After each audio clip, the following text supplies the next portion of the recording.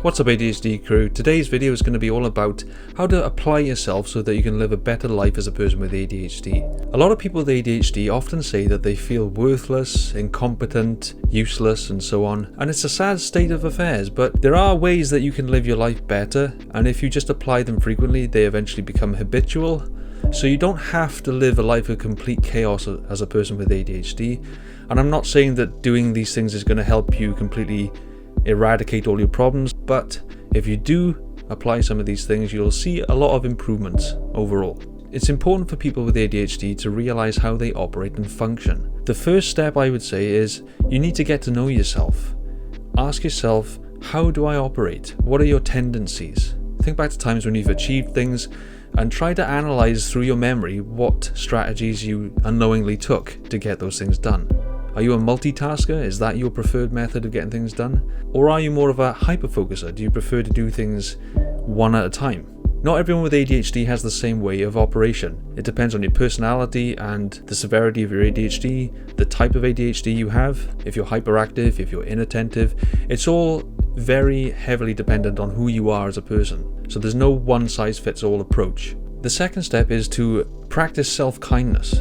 And this might sound a bit cheesy, but honestly, a lot of people with ADHD overlook this aspect of life in general. They're very hard on themselves. They might experience rejection-sensitive dysphoria, which can be extremely crippling, and it makes them criticize themselves, put themselves down, and feel worse about themselves. So kindness will allow you to be more positive in your attitude. Kindness sets realistic achievements, and it gets you to realize that it's not the be-all, end-all if you fail at something.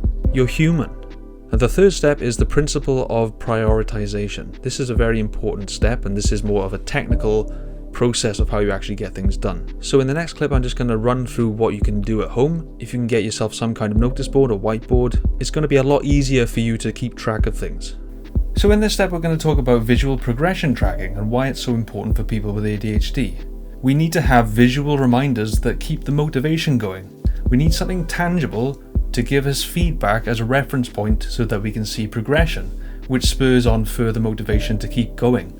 Without this motivation, we often struggle to see the end goal. So this is why it's so important, and I advocate you use something like this so that you can organize things more efficiently. So the first step would be to do some segmentation. If you've got things that you're trying to achieve, you want to organize them in the principle of hierarchical importance. So you have a to-do list. You're going to want to put in the things that you can do today instead of doing things that you are trying to achieve in the long run.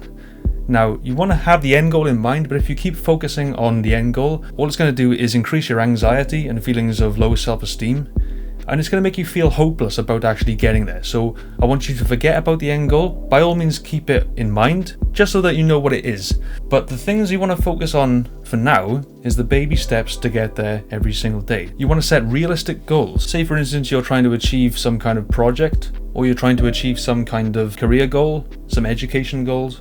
Instead of focusing on getting the end goal done, focus on what you can do today in a segment. You want to eradicate anything that is on the external. Just put it on the back burner. Because if you keep thinking about all the things that aren't completely vital, you're going to keep getting sidetracked.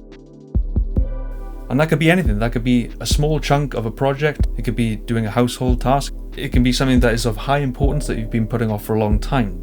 So the point is, if you don't focus on the end goal for now and you focus on the baby steps, you eventually find yourself suddenly appearing at the end goal, and it takes off the pressure, it takes off the anxiety, and it just gets you to appreciate the journey. The beauty of using something visual like a whiteboard is that you can see progress over time. So what I think that you could benefit from is getting your end goal.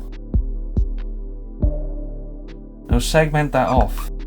So this is just a reference point of what you want to achieve overall, right? And that end goal can still motivate you. So now you want to break down the end goals and ask yourself, what can I do today in X amount of time, or this week, or this month, or this year?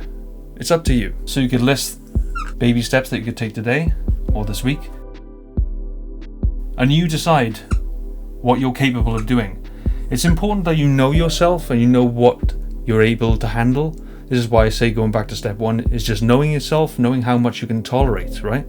Because if you do too much, if you take too much on board and you're overly ambitious, it can burn you out. With ADHD, there's so much difficulty in visualizing time, hence the time blindness analogy, that I think it's actually very important and underrated to do something like this. So don't overlook it, it can be very useful to you. So if you're trying to accomplish things and you feel overwhelmed, you can always ask yourself, well, what have I achieved so far? Where was I yesterday? So you could write down in some way or another where you were X amount of time ago. So say you, on a timeline, you're at the very bottom here. Ask yourself, where are you now? You could be here. It might not be up here. That's the end goal. When you see the difference is that you are on track. Very important to see visual progression. Now, if you find that you're actually worse off than you were before, and you've gone down in your estimation, is that actually true? You have to realize that if you've got rejection sensitive dysphoria, you're likely to have unrealistic expectations. So you need to throw unrealistic expectations out the window. I think the problem with modern day social media is that we're constantly bombarded with successful people, and it influences people for the worse, because it gets people to think, well, if they can do that, I should have to do that as well. It's not true. So if you do find yourself down here, if you were further up, ask yourself, why is that? Pinpoint the mistakes, the errors, and list them. I did this, I did that, and that resulted in me being here. But I digress. If you want to solve this issue, you can just start from scratch. Ask yourself, what does it require for me to actually get here?